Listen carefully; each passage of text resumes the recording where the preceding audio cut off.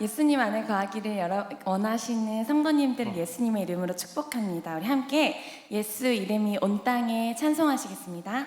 함께 박수치며 찬양할까요? 예수 이름이 온 땅에 퍼져가네. 잃어버린 영혼 예수 이름, 그 이름 듣고 돌아오네. 예수님 기뻐 노래하시니 잃어버린 영혼 돌아올 때. 예수님 기뻐 춤추시니 1절의 가사로 다시 한번 찬양합니다. 예수 이름이 온 땅에 퍼져가네.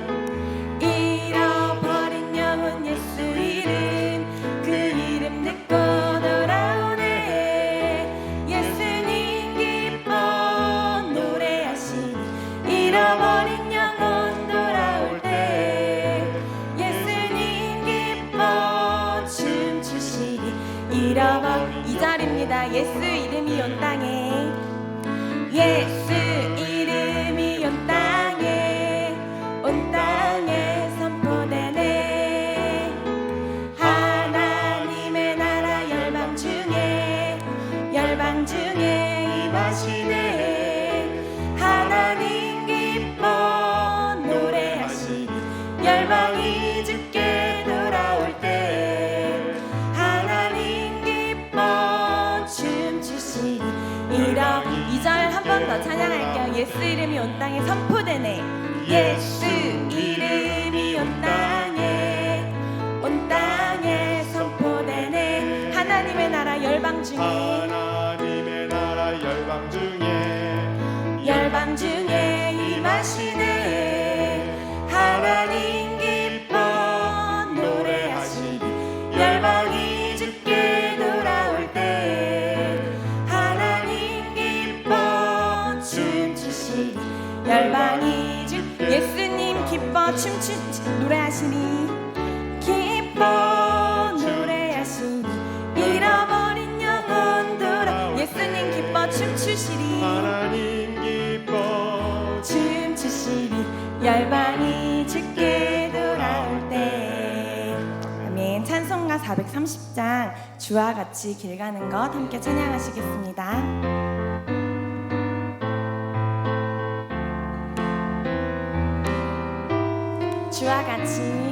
주와 같이 길 가는 것 즐거운 일 아닌가. 우리 주님 걸어가신 발자취. 다시 한번 주와 같이 길 가는 것 즐거운 일 아닌가. 우리 주님 걸어가신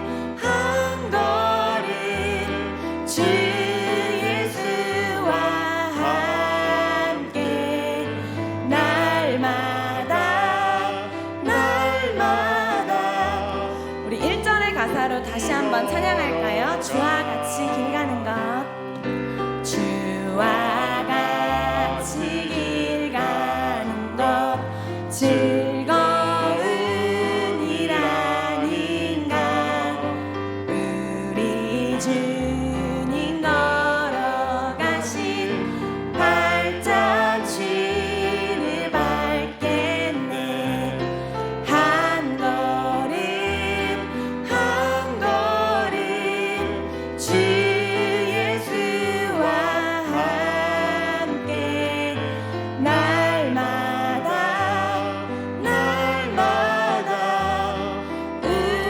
우리가 2절입니다. 어린아이 같은 우리 어린아이 같은 우리 미련하고 약하나 주의 손에 이끌리어 생명길로 가겠네 한 걸음 한 걸음 주 예수와 함께 날마다 우리 걸어가리. 아멘. 모두 일어나셔서 인내송 부르시겠습니다.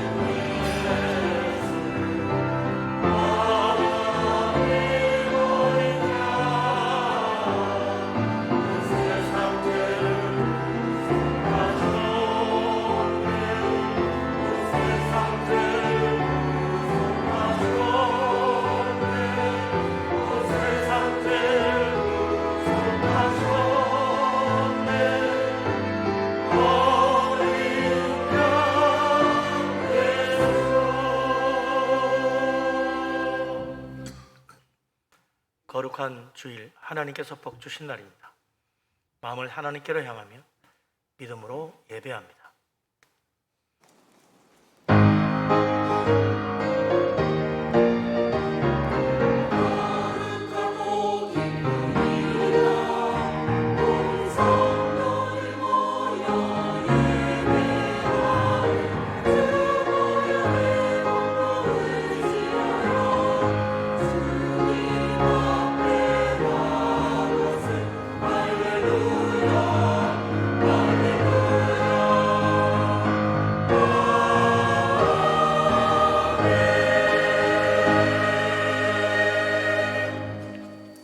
내가 아버지께 구하겠으니 그가 또 다른 보혜사를 너희에게 주사 영원토록 너희와 함께 있게 하리니 그는 진리의 영이라.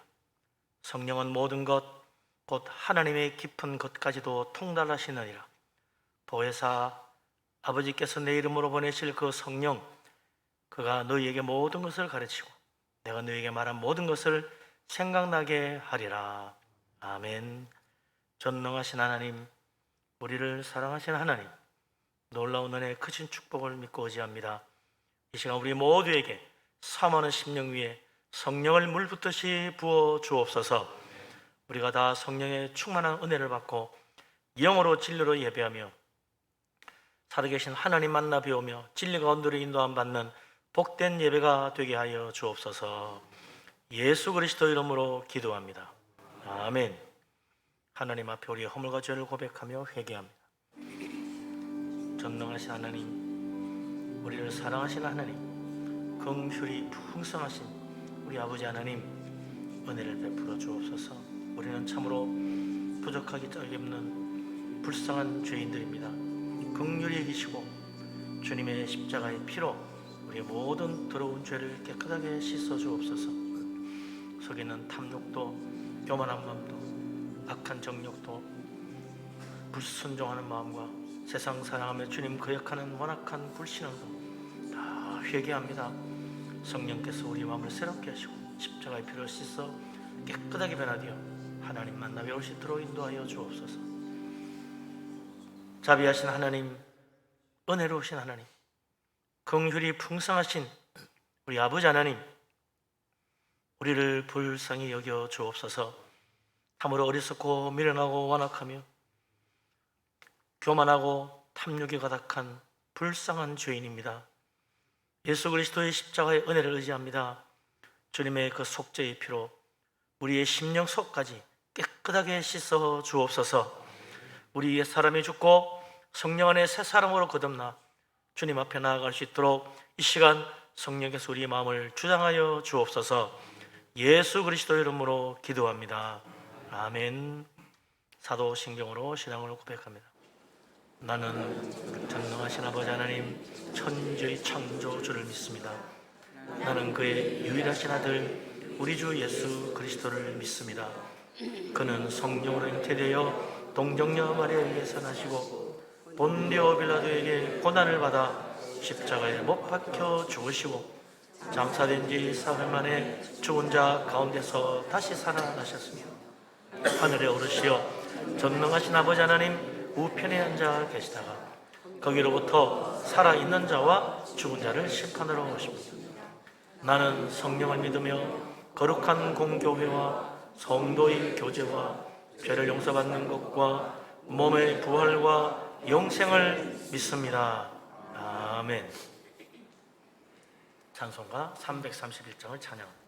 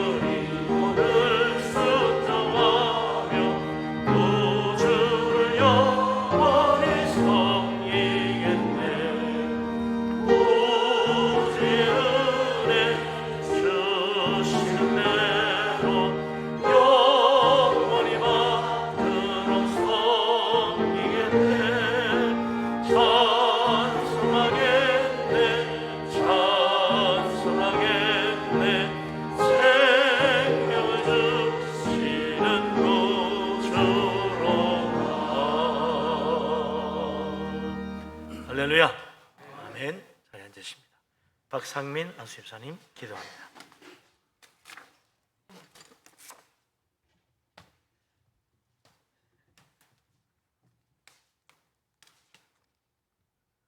거룩하신 아버지 하나님, 오늘도 우리에게 주의를 지키게 하여 주시고 하나님의 전으로 인도하여 주심에 감사를 드립니다. 참된 예배하는 자를 찾으시는 하나님, 하나님 이 시간 우리의 죄를 고백할 때 용서하여 주시고 온전한 마음으로 예배를 드리게 하여 주시고 주님의 임재를 체험하며 우리를 향하신 하나님의 뜻을 깨닫는 진정한 예배 시간 되게 하여 주옵소서. 교회를 사랑하는 주님, 이 시간 교회를 위하여 기도합니다.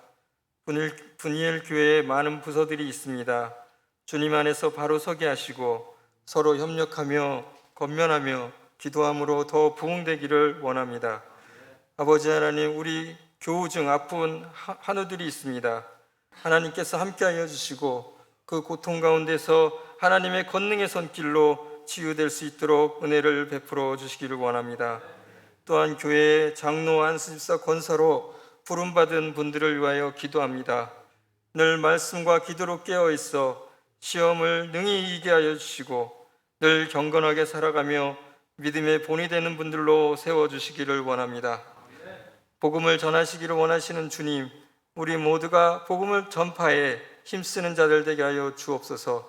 전국잔치에 한 명씩 마음에 품고 기도하게 하시며 천국잔치에 나올 수 있도록 인도하여 주옵소서. 오늘 말씀 전하시는 담임 목사님과 교육자분들이 성령 충만한 가운데 주의 말씀을 선포하게 하여 주시고 듣는 모든 분들이 한 주간 살아갈 때 승리하게 하시고 세상에서 우리의 말과 행동이 주님의 뜻에 합당한 모습이 되게 하여 주셔서 은혜로운 삶이 되게 하여 주옵소서. 이 시간 성가대를 위하여 기도합니다. 성가대장님, 지휘자님, 반두자님, 성가대원 한 사람 한 사람 모두가 한마음 되어 주를 찬양할 때 하나님 기쁘시게 받으시고 영광 받아 주옵소서. 이곳에 하나님의 영광이 가득하기를 소망하며 이 모든 말씀 예수 그리스도 이름으로 기도드렸습니다. 아멘. 사랑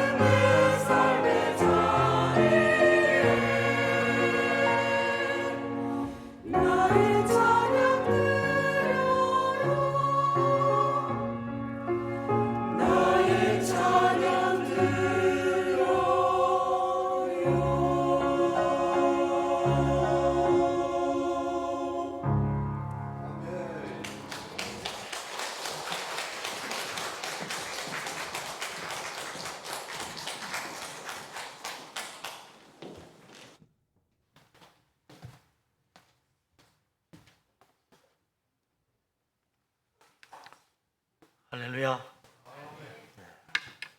성가대 아름다운 찬양 하나님께서 기쁘게 받으신 줄 믿습니다. 위대하신 하나님, 영광 가운데 가신 우리 하나님 앞에 우리 힘찬 박수로 영광 돌립니다. 할렐루야.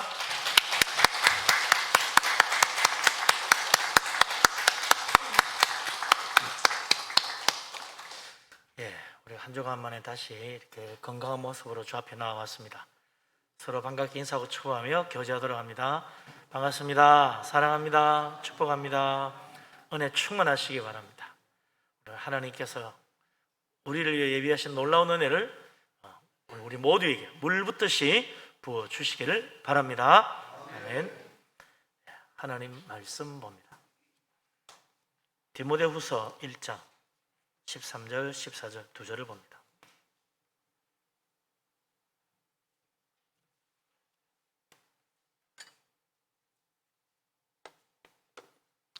다 같이 한 목소리로 디모데후서 1장 13절, 14절 말씀을 받들어 읽겠습니다. 너는 그리스도 예수 안에 있는 믿음과 사랑으로서 내게 들은 바 바른 말을 본받아 가지고 지키고 우리 안에 거하시는 성령으로 말미암아 네게 부탁한 아름다운 것을 지키라. 아멘.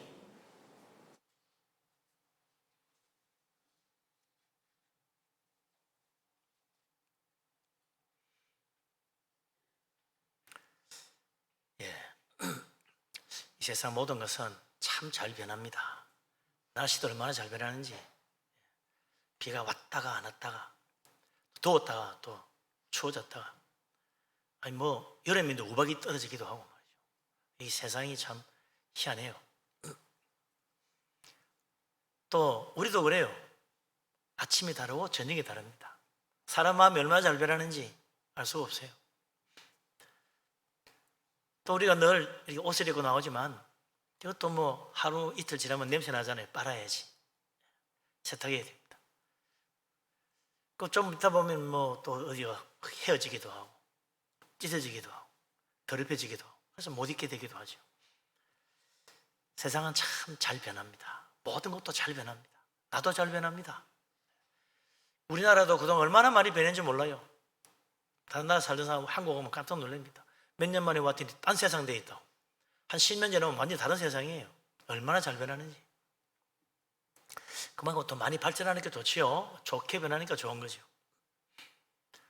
우리 기독교 신앙도 2000년 전 예수 그리스도로부터 시작됐지만 지금까지 참 많은 변화가 있었습니다. 로마 천주교도 그렇고 또 종교개혁이 일어나고 우리 개신교가 생기고 또 장로교도 생기고 뭐 감리교도 생기고 침례교도 생기고 등등 이렇게 많은 변화가 있었어요. 교회가 언제부터 시작됐나? 예수님께서 부활 승천하시고 열흘 뒤 오순절날 성령이 임하면서 교회가 탄생하고 교회가 시작되었습니다. 만약에 성령이 임하지 않았다면 교회는 생기지 않았을 거예요. 그런데 예수님의 제자들이 성령 충만 받으니까 담대한 마음이 생겨가지고 나가서 복음 전하게 되고 성령이 주시는 지혜로 말씀하니까 듣는 자들이 다 마음의 가책을 받아가지고 찔림받아서 회개하고 예수 믿고 세례받았어. 그날 하루 만에 세상에 3,000명이나 세례받고 교회가 생겼어요.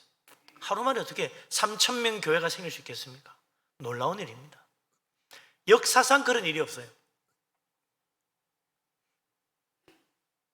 그렇게 시작한 복음의 놀라운 축복, 하나님의 교회가 이때까지 변해오면서 참 타락도 하고 때로는 시험 들기도 하고 고난을 당하기도 하고 어려움도 많이 겪었습니다. 그런 중에도 이 복음이 변치 않고 지금까지 우리에게 전해지고 하나님의 교회 예수 그리스도 주님의 피로 값주고 사신 교회가 여기까지 온 것은 성령의 은혜다. 성령의 보호하심이고 성령의 축복입니다. 우리 잠깐 이래 신약 성경만 읽어봐도 그런 교회가 어떻게 사탄의 유혹과 이단과 여러 가지 박해와 핍박 속에서 잘 견뎌왔는가를 알 수가 있습니다. 특별히 그 중에도 중심적인 인물이 하나 있는데 사도 바울이죠. 복음 전하는데 헌신한 사람입니다. 원래 그 사람은 교회를 박해하던 사람이잖아요. 예수님 부활을 안 믿었습니다. 그런데 다메섹으로 가는 길에서 부활하신 예수님을 만납니다.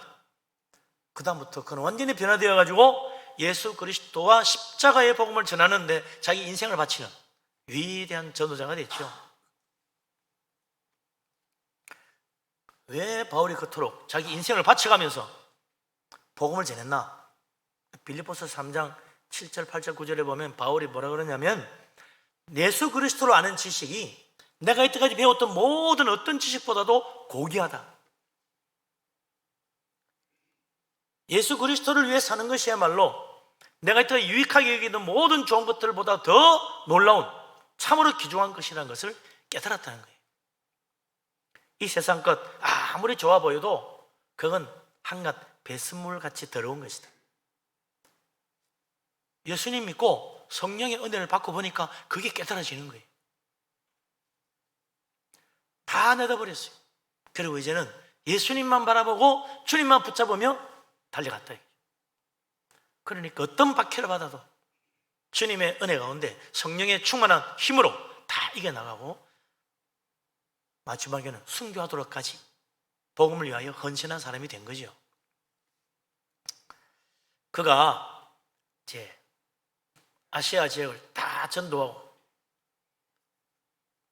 그리스 반도 쪽도 다 전도하고 그리고는 이제 내 동족 유대인들에게 전도를 해야 되겠다. 예루살렘으로 올라가려고 할 때 모두 다 말렸습니다.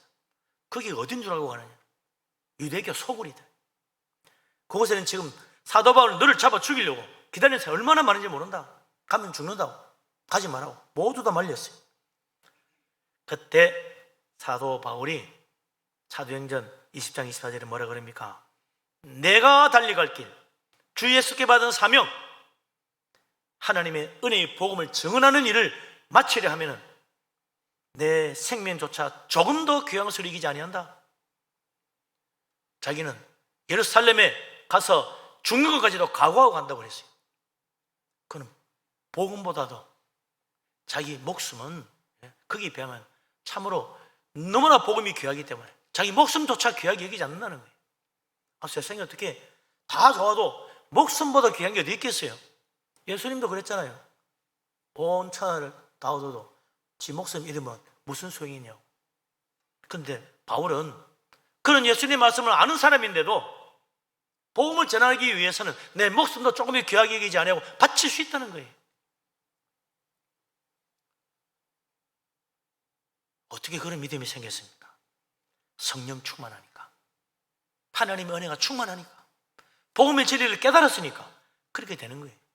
이 복음을 위하여 내 인생을 바치지 않는다면 나는 후회할 것이다.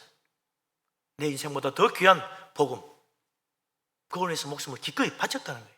그래서 그는 정말 죽는 그 순간까지 온 세상을 돌아다니며 복음 전하는 데 헌신했습니다. 어떤 박해를 받아도, 어떤 어려움이 와서, 어떤 위협이 와도 그는 복음을 전했습니다. 그러다가 순교한 거죠. 참으로 위대한 전도자예요. 위대한 사도입니다. 그렇게 복음에 헌신했던 바울이 이제 마지막 말년이 다가오는 그때 복음을 전하다가 로마에서 붙잡혀가지고 지하 감옥에 갇혔어요. 이번에는 풀려나기가 어렵겠구나 깨달았던 바울이 자기가 가장 아끼고 사랑하는 복음의 후계자요, 복음의 제자요, 또 복음 전도의 동력자인 디모데에게 편지를 보낸 것이 디모데후서입니다. 바울은 이 디모데후서 첫머리부터 디모데에게 복음에 대한 중요한 부탁을 하나 하고 있습니다. 무슨 부탁을 하고 있나? 디모데후서 1장 13절 14절 오늘 우리가 읽은 말씀 다시 한번 보십시다. 같이 읽겠습니다. 너는 그리스도 예수 안에 있는 믿음과 사랑으로서 내게 들은 바 바른 말을 본받아 지키고 우리 안에 거하시는 성령으로 말미암아 내게 부탁한 아름다운 것을 지키라. 아멘. 바울이 디모데에게 들려준 참으로 올바른 진리의 말씀, 너가 나에게 들었던 그 바른 말을 본받아 지켜라 그랬어요. 복음의 진리를 따라 살라는 거예요. 그러면서 바울이 디모데에게 부탁을 합니다. 너는 특히 성령으로 말미암아 내가 너에게 부탁한 아름다운 것, 그걸 잘 지켜야 된다. 내가 가고 없더라도 너는 이 아름다운 것을, 성령으로 말미암아 너에게 주어진 이 아름다운 것을 지켜라 그랬어요. 그 아름다운 것이 뭡니까? 복음을 말하는 거죠. 이건 일찍이 구약의 선지자들도 이야기한 거예요. 이사야 선지자가 이사야서 40장 9절에 뭐라 그럽니까? 아름다운 소식을 시온에 전하는 자여, 너는 높은 산에 오르라. 아름다운 소식을 예루살렘에 전하는 자여, 너는 힘써 소리를 높이라. 두려워하지 말고 소리를 높여 이르기를 너희의 하나님을 보라 하라 그랬어요. 사도 바울은 이 아름다운 소식이 복음이라는 겁니다. 그래서 그는 이 복음이라는 말 자체가 아름다운 소식이라는 뜻이죠. 힘써 소리 높여 온 세상에 외치고 다니는 사람입니다. 저는 조금도 두려워하지 않고 소리를 높여 복음의 진리, 복음이 말한 바 예수 그리스도 주님을 보라고 십자가의 주님을 증거했던 사람입니다. 이사야 선지자가 이사야 61장 1절에도 예언하여 이르기를 메시아 예언을 하면서 말합니다. 주 여호와의 영이 내게 내리셨으니, 메시아에게 여호와의 영이, 성령이 임하니까 이에 여호와께서 내게 기름을 부으사 가난한 자에게 아름다운 소식을 전하게 하려 하심이라. 나를 보내사 마음이 상한 자를 고치시고 그랬어요. 이 가난한 자에게 아름다운 소식을 전하게 한다는 것, 예수님이 누가복음 4장에서 이 말씀을 그대로 읽어주면서 가난한 자에게 복음을 전하게 하신다 그랬어요. 아름다운 소식이 복음입니다. 여호와의 영, 성령으로 충만했던 우리 주님, 성령의 기름 부음 받았던 예수 그리스도 주님께서 아름다운 소식, 복음을 전하기 위해서 보냄받아 오셨다는 거예요.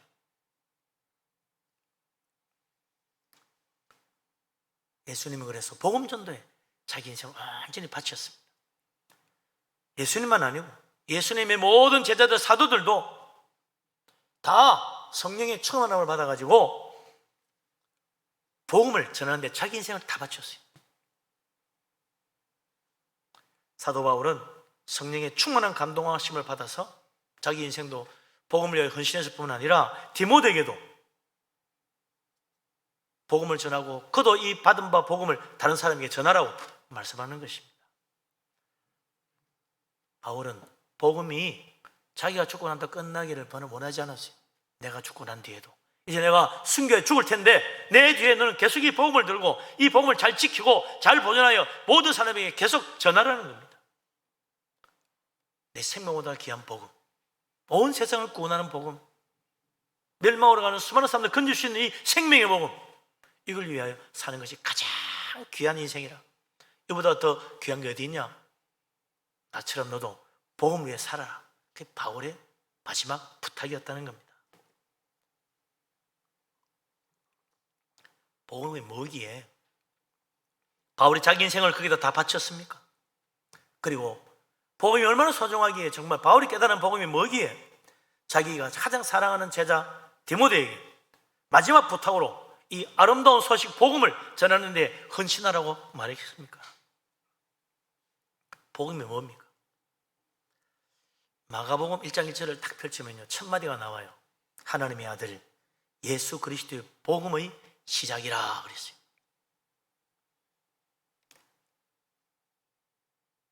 성경을 첫 페이지 딱 펼치면 창세기 1장 1절에 태초에 하나님의 천지를 창조하셨다고 그랬어요. 이 세상이 어떻게 시작했는가? 하나님의 천지를 창조하심으로 시작되었습니다. 그런데 마가복음 1장 1절을 펼치면 온 세상을 구원하는 복음이 어떻게 시작됐는가? 하나님의 아들 예수 그리스도로 말미암아 시작됐다고 이야기하는 거예요. 멸망받을 죄인들이 구원받는 이 놀라운 구원의 역사가 어떻게 시작됐는가? 하나님의 아들 예수 그리스도 주님이 복음을 전하면서 시작됐다는 거예요. 복음은 바로 멸망받을 자를 구원하는 하나님의 은혜의 복음입니다. 그래서 복음은 우리를 구원하는 예수 그리스도 주님을 보여줍니다. 복음을 펼쳐야 예수 그리스도 우리를 구원하러 오신 하나님의 아들이시구나 깨달아집니다. 세상 어떤 책을 보면 거기에 예수 그리스도 그분을 말하는 책이 어디 있습니까? 성경밖에 없어요.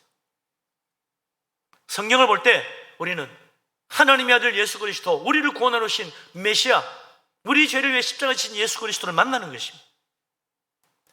성경을 읽고 몇 번을 봐도 거기서 나 같은 죄인을 구원하러 오신 예수 그리스도, 내 죄를 지고 십자가의 자기를 희생하신 예수 그리스도를 만나지 못했다면 성경 잘못 본 거예요.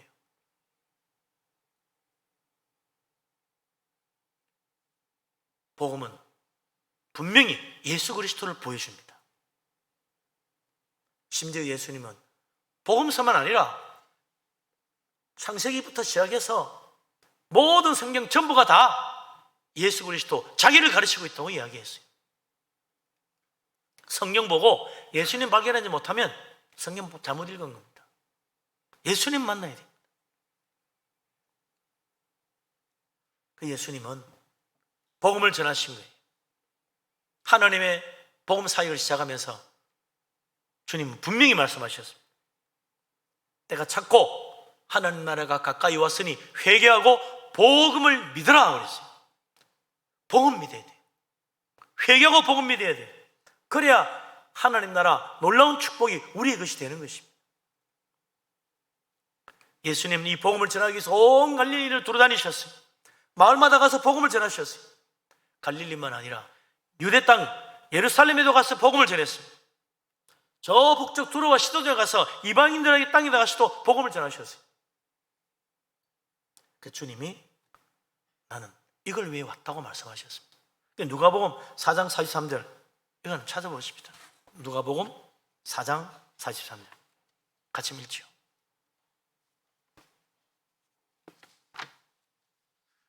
누가복음 4장 43절 같이 읽겠습니다. 예수께서 이르시되 내가 다른 동네들에서도 하나님의 나라 복음을 전하여야 하리니 나는 이 일을 위해 보내심을 받았노라 하시고 아멘. 내가 모든 동네 마을마다 다니면서 하나님 나라 복음을 전해야 되는데 왜 그 일을 하느냐? 이 일을 위해서 보내받았다는 거예요. 주님 왜 이 땅에 오셨나? 하늘 영광 버리고 왜 인간이 몸을 입고 오셨나? 복음 전하는 일, 그거 하려고 하나님으로부터 보냄받아 이 땅에 왔다는 거예요. 예수님의 사명은 복음 전하는 것입니다. 그래서 예수님 제자들에게도 당부하셨죠. 너희는 온 천하에 다니며 만민에게 복음을 전파하라. 그게 주님이 제자들에게 주신 말씀입니다. 그래서 제자들도 열심히 이 복음을 전하는 거예요.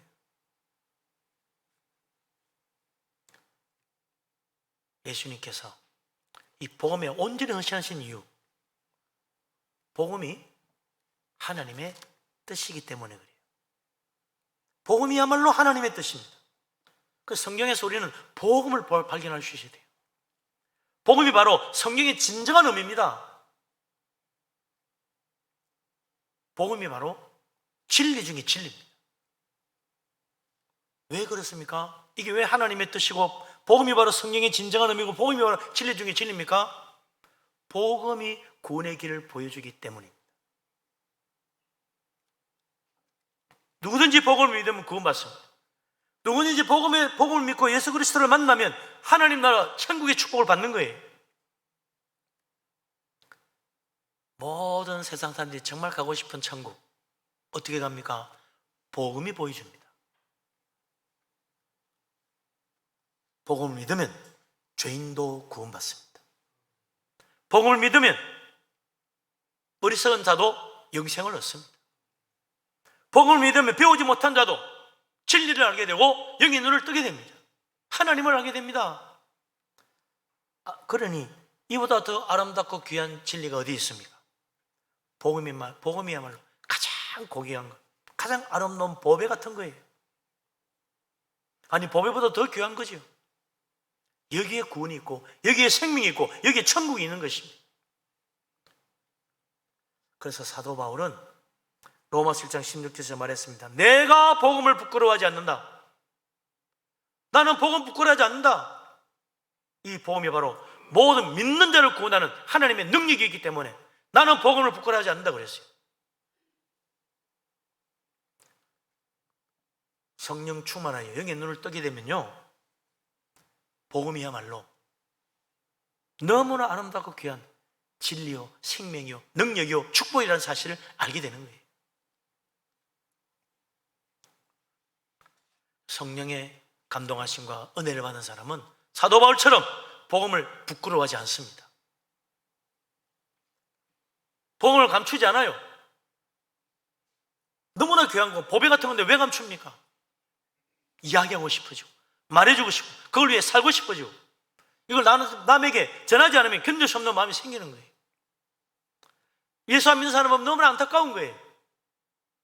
왜 이 귀한 것을 모르나? 성령 충만한 사람은 그래서 복음을 전합니다. 복음을 자랑합니다.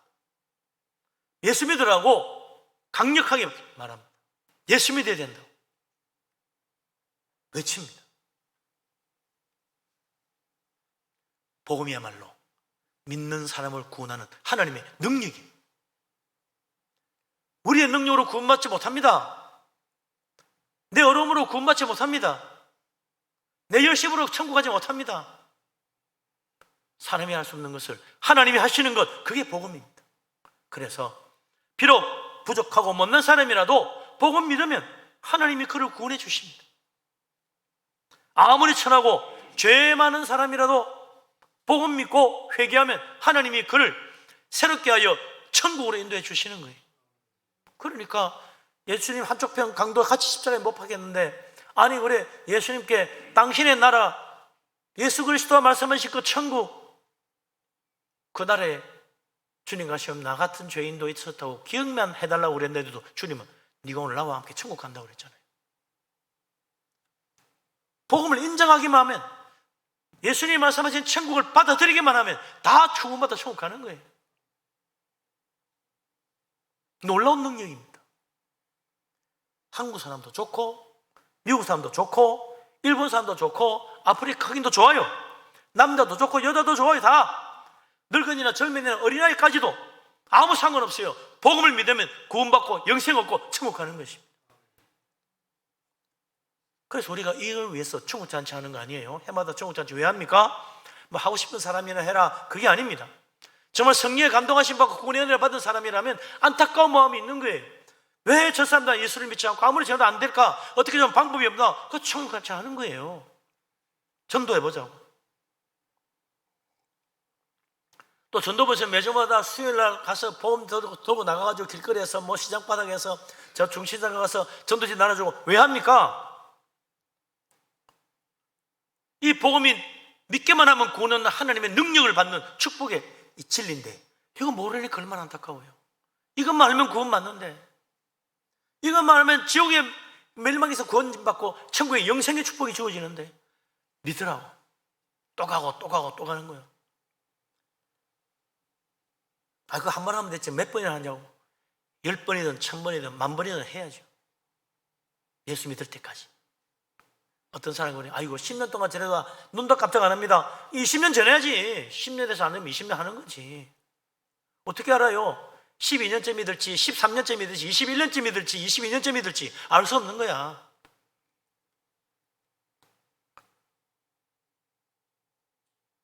위대한 전도자 무디는 그랬다 그래요. 세계적인 복음 전도자 대부흥사입니다.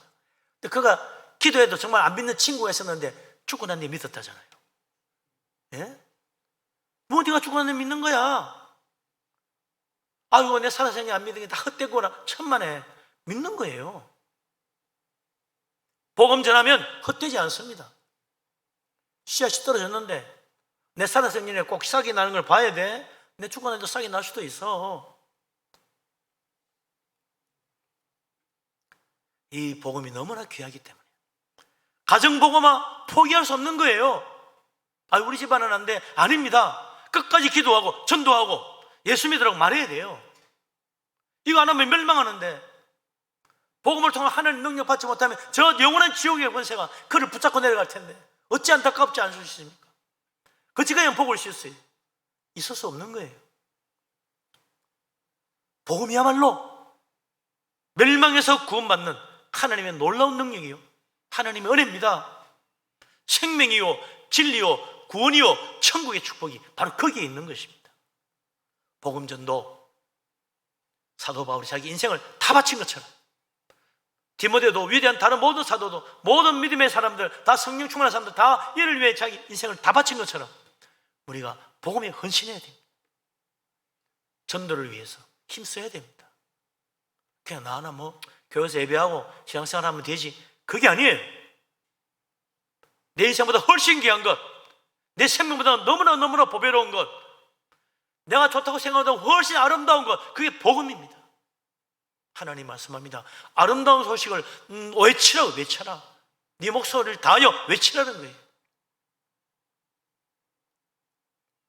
주님의 복음을 전하는 사람, 우리 가정을 위해서도 복음을 위해서 기도하고 끝까지 포기하지 않고 또 전하고 또 전해서 정말 열매 맺을 수 있는 구원의 역사가 일어나는 우리 모두가 될 수 있기를 바랍니다. 아멘. 그래서 이제 바울이 이 귀한 복음 디모데에게 부탁하는 거예요. 14절 말씀, 성령으로 말미암아 디모데에게 이 아름다운 복음을 지키라고 당부하는 거죠. 근데 아름다운 복음을 지키라는 말은 그냥 가만히 붙들고 지켜보고 있으라는 말이 아닙니다. 복음이 얼마나 아름답고 얼마나 소중한 것입니다. 세상 모든 시대, 모든 나라, 모든 민족, 모든 상황, 모든 방언, 사도 바울이 그 어려운 상황 속에서도 열심히 전했어요.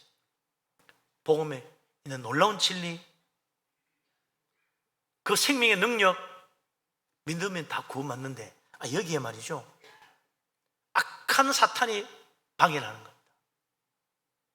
사도 열심히 전하니까 가만히 손 놓고 있는 게 아니야. 이 사탄이 어떻게 하든지 우는 사자처럼 달려들어서 믿는 자들을 너무 때리려고 하고, 복음을 전하지 못하게 막으려고 하고, 온갖 박해를 하고, 그리고 복음을 믿고 있는 사람도 어떡하지 복음을 살짝 변형시키고 변질시켜가지고 그 신앙이 타락하게 만들고 하나님을 떠나게 만들려고 온갖 악한 일을 하는 거예요. 복음을 회방한다.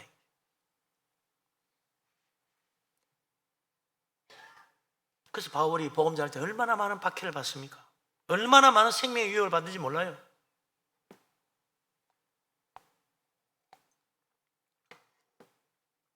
그런데 놀라운 게 이미 바울이 복음을 전하던 그 시대, 그냥 초대교회잖아요. 예수님 부활하시고 바로 그것을 직접 보고 체험했던 사람들이 있는 그 시대에 벌써 복음이 변질되기 시작했다는 겁니다. 교회의 신앙이 변질되기 시작했다는 거예요. 사탄의 온갖 악한 일로 벌써 교회 안에 이단들이 생기기 시작한 거예요. 얼마나 놀라운 일입니까? 100년, 200년 지나는 것도 아니에요. 바울이 살아 생전에 이제 예수님 십자가 지시고 부활하신 지가 30, 40년도 안 됐는데 벌써 교회가 믿음이 타락하기 시작하는 거예요. 그래서 바울이 디모데에게 부탁하는 겁니다. 너 이 아름다운 복음을 정말 잘 지켜야 된다. 사탄이 기회만 있으면 이 복음을 변질시키려고 하고 있다. 정신을 바짝 차리고 성령의 지혜와 성령의 능력과 성령의 은혜로 이 복음을 굳게 지키고 잘 보존해서 계속해서 100년, 200년, 1000년, 2000년 계속 복음이 전해지도록 해서 수많은 사람들 구원해야 된다. 그러니 이 복음을 변질하지 않도록 잘 지켜라, 그 말이죠.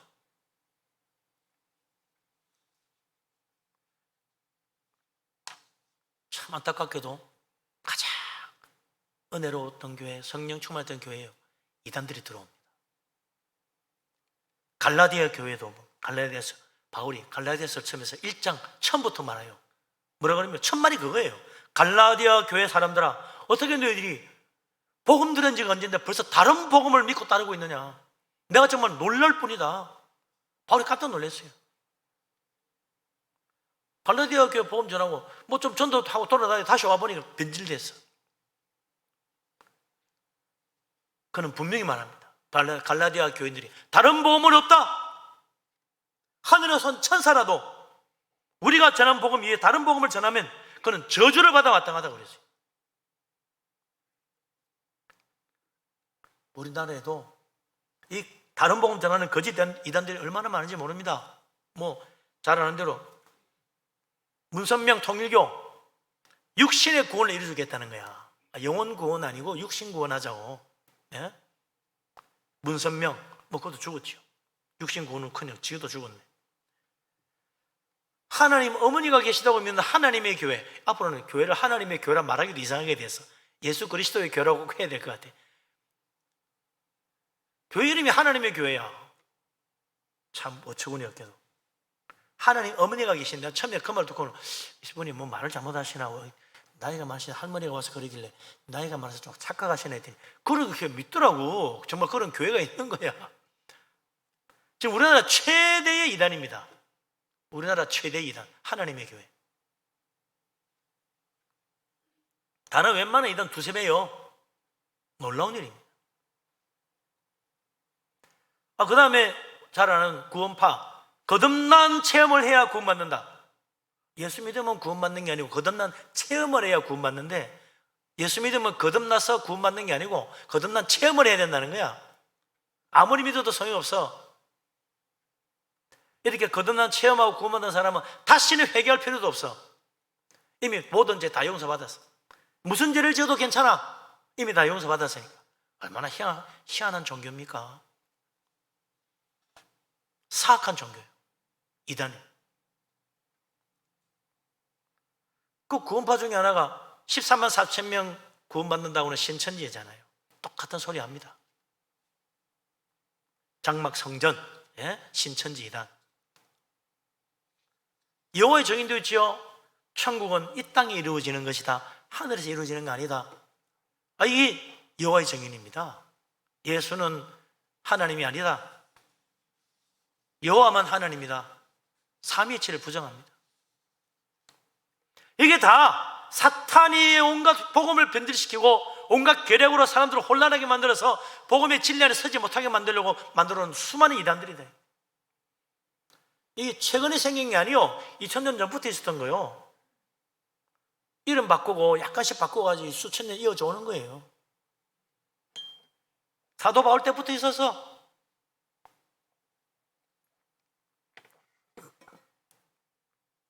그래서 바울은 복음을 변질시키는 이단에 대해서 단호히 저주를 선포하는 거예요.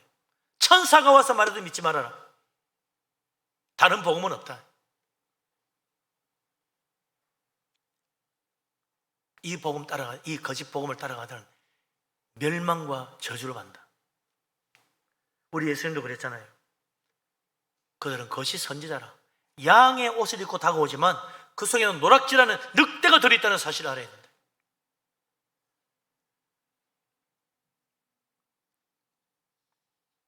이걸 제대로 알려면요, 정말 깨어 있어야 돼요.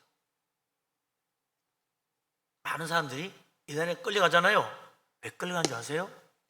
첫째는 예수님께 속한 양이 아니기 때문에 그렇다고 예수님이 이야기합니다. 또 하나는요, 자기 욕심에 끌려가는 거예요. 자기 욕심에. 그래서 이단에 빠져들어가는 거예요. 탐욕이 그로 하여금 하나님보다 이 이단의 가르침을 따라가게 만드는 겁니다. 이 변질된 다른 복음, 이단들의 가르침에서 우리가 제대로 분별하고 알려면 성령의 감동하심, 성령의 지혜를 받아야 돼요. 그래서 바울이 복음을 지키라고 그러면서 성령으로 말미암아 받은 이 복음을 지켜라. 성령으로 말미암아 이 복음을 지켜야 돼요. 아름다운 이 복음 변질되지 않도록, 썩어지지 않도록 잘 보존하라는 거예요. 그렇기 때문에 복음을 지키고 복음을 전하고 복음을 통해서 살아가는 이 모든 건 영적 전쟁입니다. 성령께서 우리에게 영적 분별력과 지혜를 주시기 때문에 이 거짓된 모든 거짓 선지자, 거짓 이단들의 온갖 변질하는 그런 사악한 가르침에 현혹되지 않고 바로 설 수 있는 거예요. 그 에베소 6장에 보면 우리가 사탄과 영적 전쟁을 하기 위해서 하나님의 전신갑주를 입어야 된다. 그중에 우리가 정말 가져야 될 훌륭한 무기가 있는데 성령의 그건 바로 하나님 말씀이라고 그랬어요. 하나님 말씀, 성령의 검을 가지고 가야 돼요. 그래야 마귀의 모든 거짓 가르침을 단호히 물리칠 수가 있는 거죠.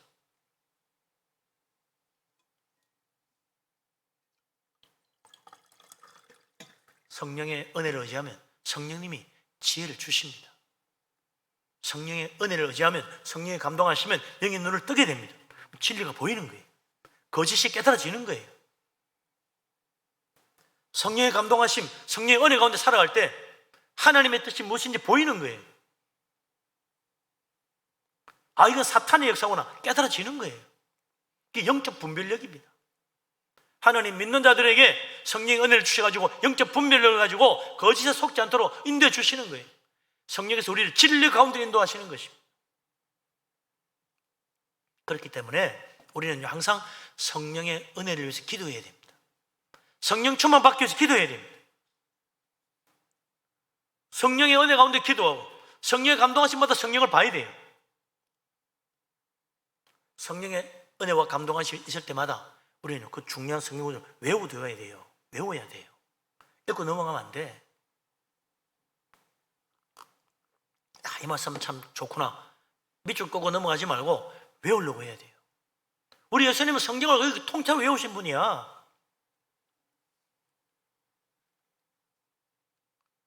마귀가 시험할 때 예수님 입에서 성경이 줄줄줄 나오잖아요.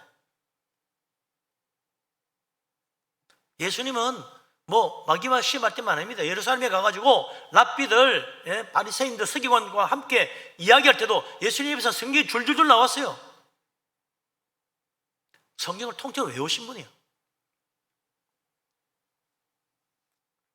예수님만 아니고 예수님의 제자들도 그랬어요. 예수님 제자들 갈릴리 어부 출신이지 않습니까? 정식 학교를 제대로 다니지도 못한 사람이에요. 성경에 보면 그들은 학문 없는 보통 사람이라고 그랬어요. 그런데 이 베드로와 사도 요한이 성령의 충만한 은혜를 받고 성령의 주시는 지혜로 예수님의 복음을 전하니까 당대 최고의 학문을 배운 사례된 공회에 있는 그 공회원들, 제사장, 서기관, 랍비 이런 사람들이 깜짝 놀랐어요. 제대로 학문도 없는 사람인 줄 알았더니 얼마나 진리를 바르게 말하는지 감히 그 말에 대답도 못하고 그들의 잘못 말하는데 꼬투리도 못 잡고 당황했어요. 이상하다 이거. 이 사람들이 왜 이렇게 갑자기 똑똑해졌지? 왜 성경을 이렇게 잘 알아? 어떻게 하지 못하고 풀어줘요. 성령 충만하니까 하나님이 지혜의 영을 주셔가지고 진리의 눈을 뜨게 하고 우리 입술에 하나님의 진리의 말씀을 주셔가지고 세상 사람들이 감히 감당하지 못하는 놀라운 말씀을 할 수 있게 만들어주는 것입니다. 그래서 우리가 성령의 충만한 감동하심과 은혜를 받고 살아야 돼요. 그래야 우리의 믿음의 삶도 아름다운 열매를 맺게 만들어주는 거예요. 주님은 우리에게도 이 복음을 맡기셨습니다. 예수 믿고 교회 다니는 모든 사람은요, 이 복음을 맡은 사람들입니다. 이미 예수 믿잖아요. 하나님 자녀잖아요. 세례 받았잖아요. 다 복음의 진리를 지켜야 될, 이 아름다운 복음을 지켜야 될 믿음으로 사는 사람들입니다. 하나님께로부터 받은 거예요. 주님께 받은 거예요. 그래서 우리가 이걸 잘 지키려면 성령 충만해야 됩니다. 성령의 은혜를 받아야 돼요. 성령의 감동하심으로 살아야 돼요. 성령의 은혜를 의지해야 돼요. 그래서 성령의 능력과 성령의 지혜로 말씀 붙들고 나가면 사탄이 두 손 두고 달아나는 겁니다. 어떤 사람은 그래요. 아이고 목사님, 나는 성령하고 거리가 멉니다. 성령이 뭔지도 모르겠어요. 그런 거 받은 적도 없는 것 같아요. 그렇게 말하는 사람이 있어요. 그렇지 않아요. 예수를 믿는 사람이라면 최소한 내가 예수 믿는다고 말할 수 있는 사람이라면, 세례받은 사람이라면 성령님이 그 사람 마음속에 계시는 겁니다. 왜냐하면 성령의 감동받지 않으면 예수를 하나님의 아들이라고 믿을 수가 없어요. 성령이 내 안에서 내 마음을 열어서 내 너희의 눈을 띄워주지 않으면 복을 믿을 수가 없어요. 성령이 내 마음을 감동하지 않으면 정말 믿음으로 세례받지 못합니다. 억지로 누가 와서 강제로 해서 나 싫은데요 막 억지로 물로 부어가지고 세례 줬는지 모르지만 그런 일이 아닌 이상은 내 발로 내가 스스로 세례 받겠습니다 해서 온 사람은 다 성령의 감동하심 받은 거예요. 고린도전서 12장 3절에는 뭐라고 그럽니까? 예수를 욕할 수 없다면, 예수 보고 저주받으라고 말하지 않는다면 그 사람은 성령 받은 사람이라고 그랬어요. 예수를 주님으로 믿는 사람은 다 성령 받은 사람이라고 그랬어요. 성령이 안에 계시기 때문에 내가 예수님을 주라고 고백한다는 겁니다. 하나님을 아버지로 믿는 사람도, 하나님 아버지를 부르시는 사람도 다 성령 받은 사람이요. 성령님은 믿는 사람, 우리들 가운데 계신 것입니다. 예수 믿는 사람 속에 성령이 와 계시는 것입니다. 이걸 믿어야 돼요. 성령님이 나에게 계시는구나. 그래서 내가 예수 믿는 거구나. 깨달아야죠. 문제는 내가 얼마나 성령 충만하냐 그게 달렸어요. 아주 성령 충만하게 사는 사람이 있고 겨우겨우 그냥 믿음 지키고 겨우겨우 신앙생활하고 사는 사람이 있어. 성령이 메마른 거지. 성령이 밑바닥. 예?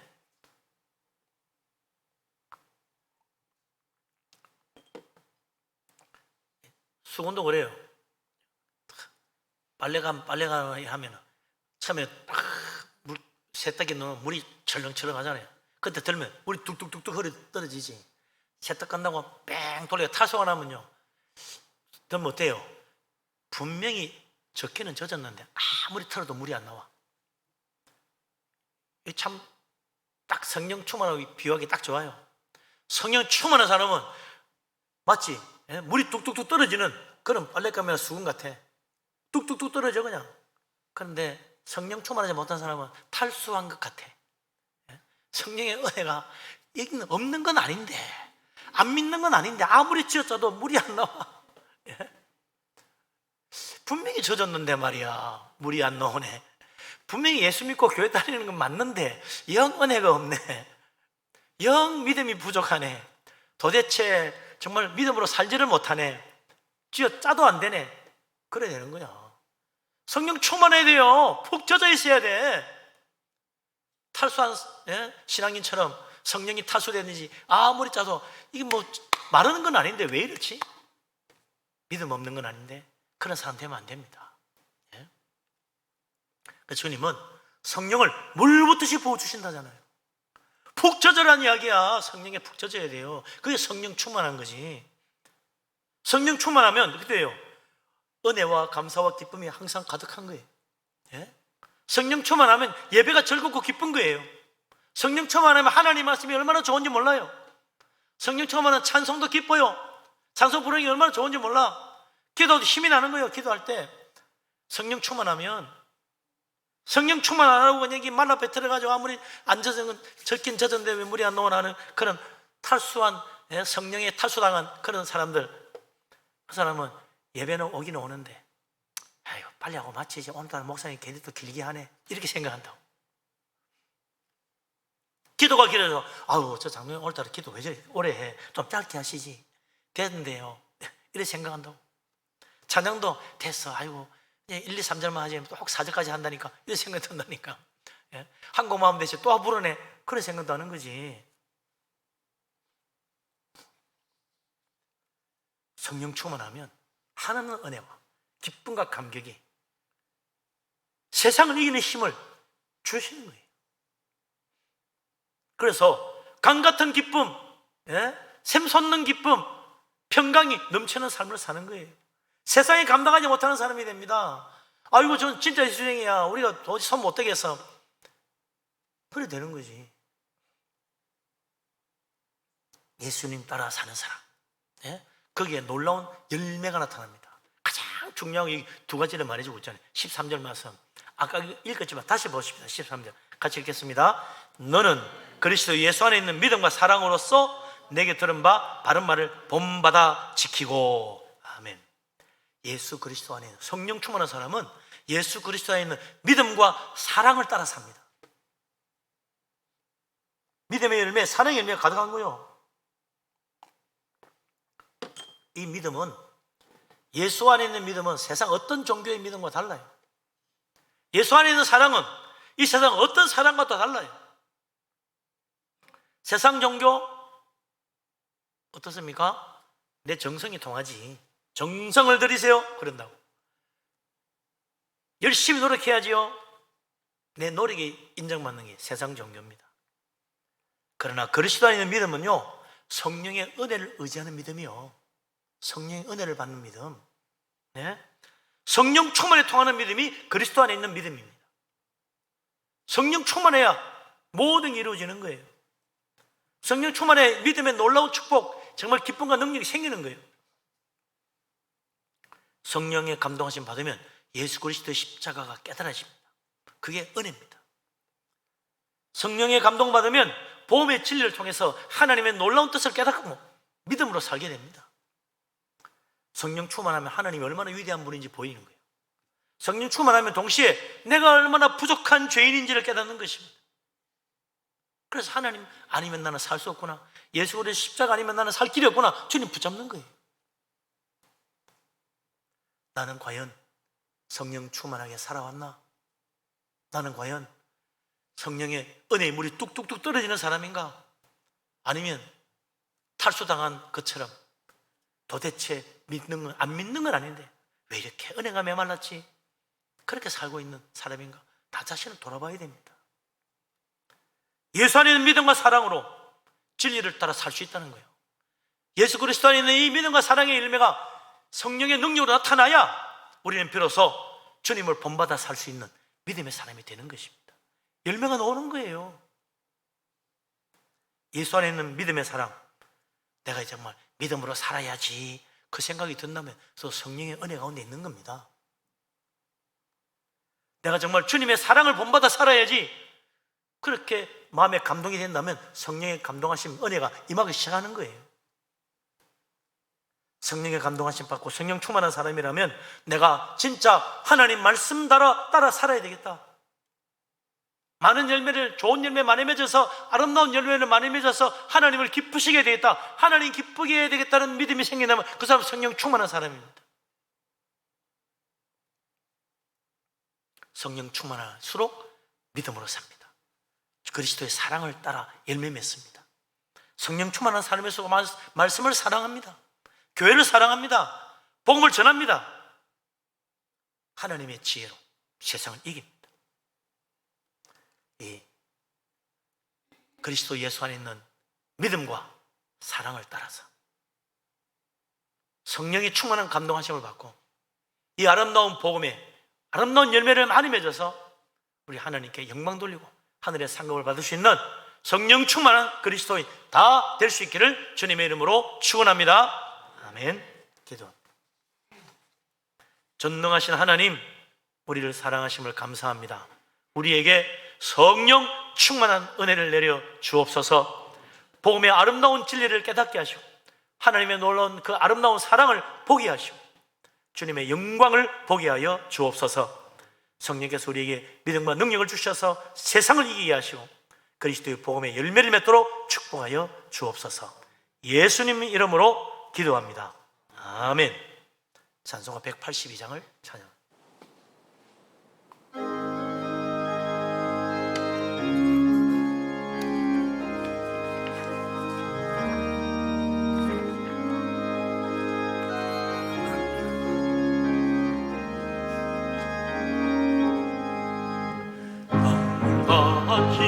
흐르는 기쁨 성령한 마음이라 정결함과 영원하도록 주의 거처되겠네.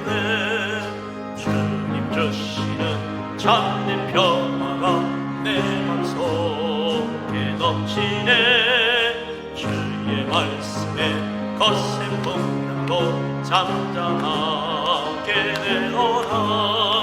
나의 생명 서성해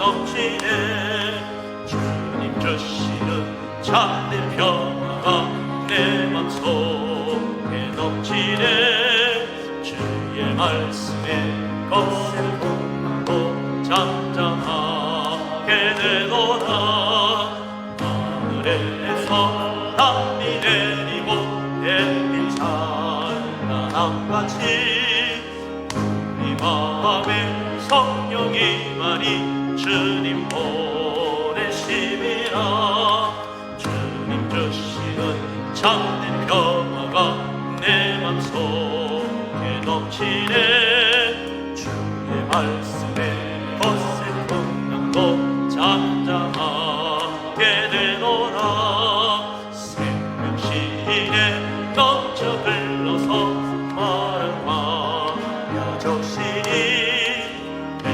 열매 무르익어서 촉수를 기다리네 주님 주시는 참된 평화가 내 맘속에 넘치네 주의 말씀에 참새 풍랑도 잠잠하게 되도다 놀라우신 주의 은혜로 그의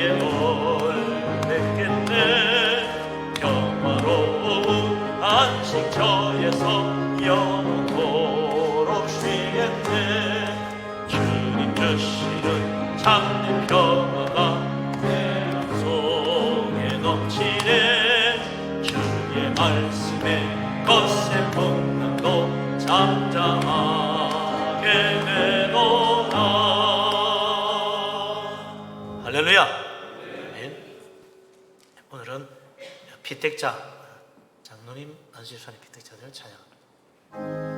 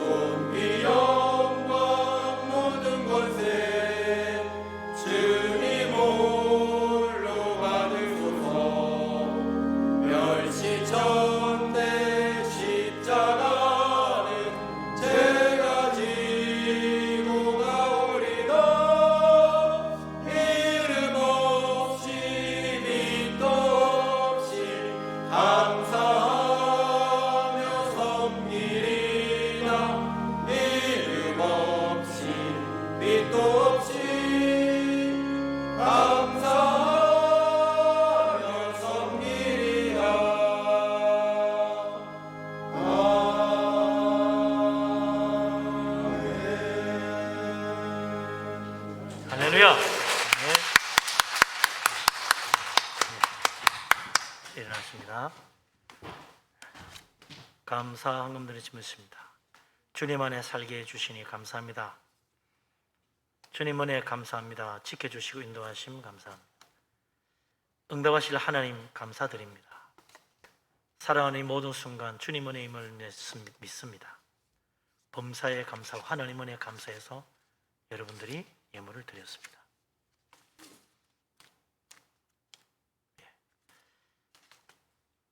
성미로 바쳤습니다. 전능하신 하나님, 주님의 놀라운 은혜, 크신 축복을 감사합니다. 믿음으로 예물을 드립니다. 기쁘게 받아 주옵소서. 감사의 제목을 따라 드립니다. 기도마다 응답되고 범사가 다 잘되게 하여 주옵소서. 11조를 바칩니다. 약속하신 대로 하늘 문을 여시고 물붓듯이 복을 부어 그 창고에 쌓을 것이 없도록 가득 채워 주옵소서. 건축원금을 드리며 성경금을 바칩니다. 주님 나라 위하여 힘을 다해 드립니다. 하나님 그 집의 터가 넓어지고 아름다운 곳으로 채우시며 자녀들까지 잘되게 하여 주옵소서. 주 앞에 빈손으로 오지 않고 주일금을 드립니다. 주정으로 바치고 일천번제로 드리며 성미로 드리며 구정금을 드리며 여러 가지 제목으로 드린 예물들이 있습니다.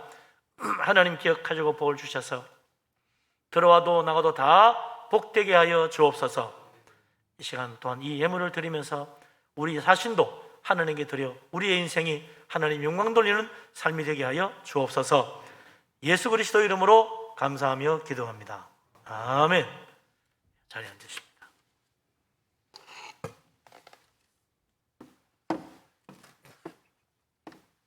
교회 앞에 소식을 알립니다.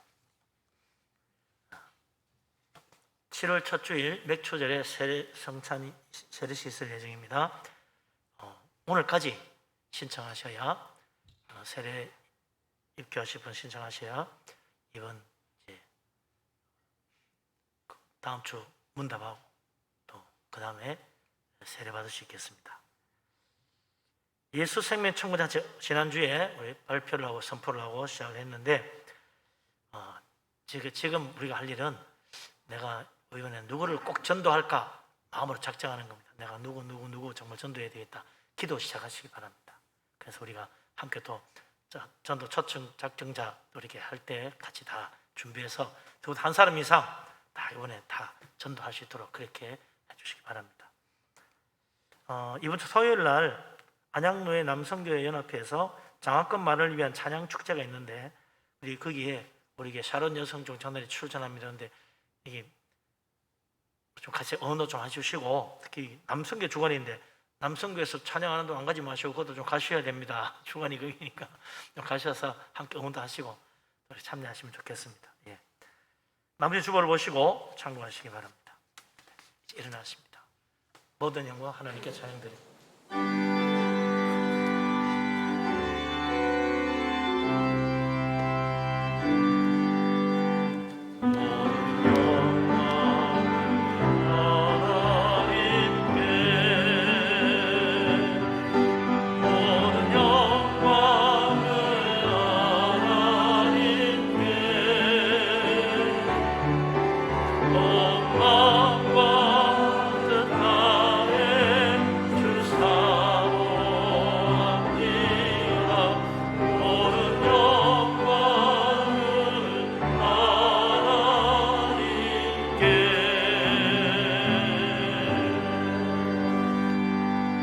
여호와는 네게 복을 주시고 너를 지키시기를 원하며 야훼는 그 얼굴을 네게 비추사 은혜 베푸시기를 원하며 야훼는 그 얼굴을 네게로 향하여 드사 평강 주시기를 원하노라.